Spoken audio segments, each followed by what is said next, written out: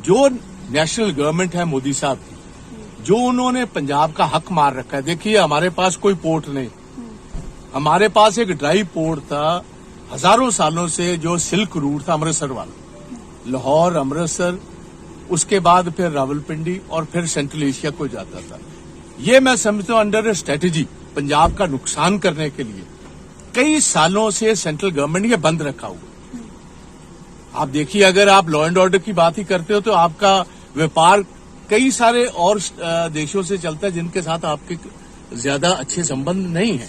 तो इसलिए अगर मेरा मानना है कि पाकिस्तान का अटारी बॉर्डर खुलेगा, पंजाब की तभी तरक्की होगी।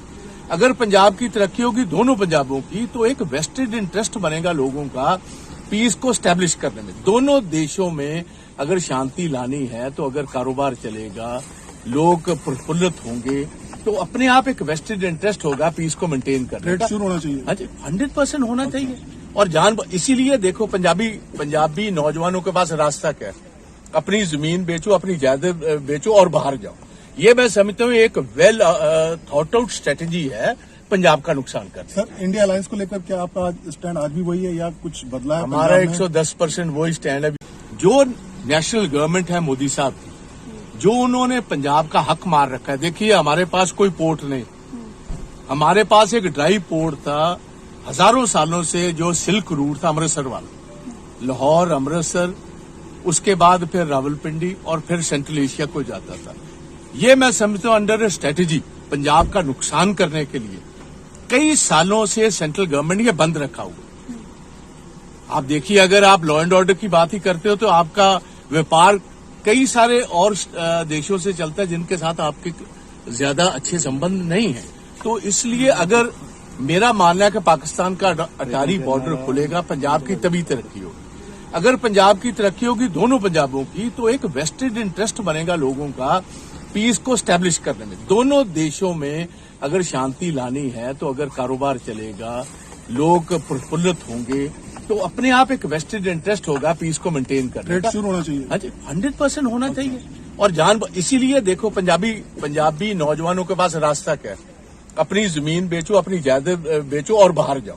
ये मैं समझता हूँ एक वेल थॉट आउट स्ट्रेटेजी है पंजाब का नुकसान करना। सर, इंडिया अलायंस को लेकर क्या आपका स्टैंड आज भी वही है या कुछ बदला है? हमारा 110% वही स्टैंड है। We have nothing to do with या।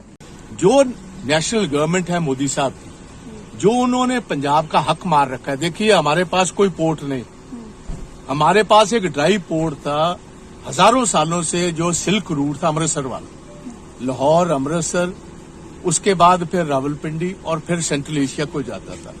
ये मैं समझता हूं अंडर स्ट्रेटेजी पंजाब का नुकसान करने के लिए कई सालों से सेंट्रल गवर्नमेंट ये बंद रखा हुआ। आप देखिए, अगर आप लॉ एंड ऑर्डर की बात ही करते हो तो आपका व्यापार कई सारे और देशों से चलता है जिनके साथ आपके ज्यादा अच्छे संबंध नहीं है। तो इसलिए अगर मेरा मानना है कि पाकिस्तान का अटारी बॉर्डर खुलेगा, पंजाब की तभी तरक्की होगी। अगर पंजाब की तरक्की होगी, दोनों पंजाबों की, तो एक वेस्टेड इंटरेस्ट बनेगा लोगों का पीस को स्टैब्लिश करने में। दोनों देशों में अगर शांति लानी है, तो अगर कारोबार चलेगा, लोग प्रफुल्लित होंगे, तो अपने आप एक वेस्टेड इंटरेस्ट होगा पीस को मेंटेन करने का। होना चाहिए। हाँ जी, 100% होना चाहिए। और इसीलिए देखो, पंजाबी नौजवानों के पास रास्ता क्या है?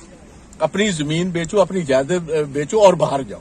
ये मैं समझता हूँ एक वेल थॉट आउट स्ट्रेटेजी है पंजाब का नुकसान करना। सर, इंडिया अलायंस को लेकर क्या आपका स्टैंड आज भी वही है या कुछ बदला है? हमारा 110% वही स्टैंड है। We have nothing to do with या।